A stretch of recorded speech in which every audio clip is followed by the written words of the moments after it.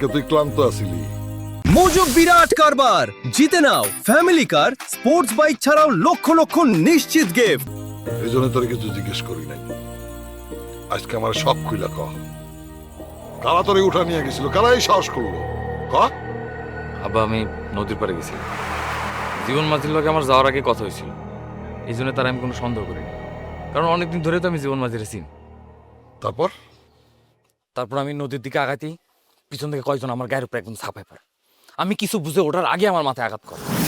তারপর তারপর যখন জ্ঞান ফিরল, দেখি আমার দুই হাত পিছন দিকে বাঁধা, কাপড় দিয়ে আমার চোখ বাঁধা, চারপাশে খালি অন্ধকার আর স্যাঁতস্যাঁতে গন্ধ।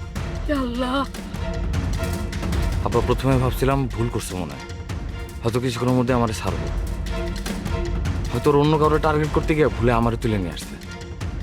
কিন্তু যত দিন যেতে থাকলো, রাত যেতে থাকলো, তখনই বুঝলাম ওরা আমারই কিডন্যাপ করছে। তুই কাউরে চিনতে পারিস নাই? না আব্বা, কাউরে চিনতে পারিনি। যারা আসতো তার খুব সাবধানে কথা হতো, তাদের মুখও ঢাকা থাকতো। শুধু ওই জীবন মাঝির বেলায় আমি একদম নিশ্চিত। জীবন বাজি ওই হারামির বাচ্চারে পুলিশে ধরছে।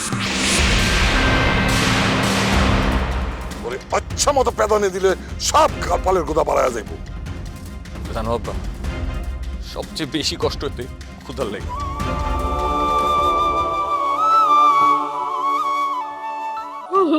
আমার পোলাটারে কেমন কষ্ট দিয়েছে। অনেক সময় পিপাসা পাইতো, পানি চাইতাম, কেউ উত্তরও দিত না। মাঝে মাঝে মনে হতো আমি মানুষ না, মনে হয় পশু। কুরবানির গরুরে বাইন্দা রাখার পরে ওই গরু যে কানতো, কেউ যেন আমার কোনো কেয়ার করতো না, তখন আমার নিজের কোরবানির গরু মনে হতো। আর রাতটার সবচেয়ে বেশি ভয়ঙ্কর মনে হতো। এত ঘুটঘুটে অন্ধকার ছিল, বুঝতাম না দিন নাকি রাত। মনে হইতো আমি বুঝি আমার পরিবারের আর কাউরে দেখতে পারবো না।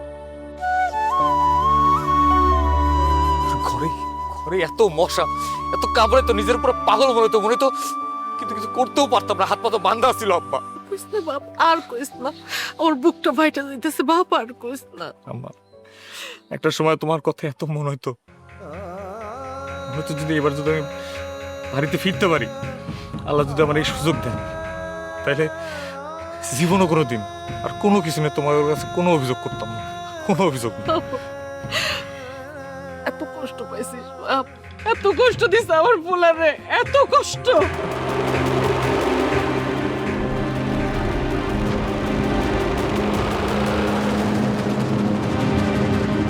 জীবন বাজি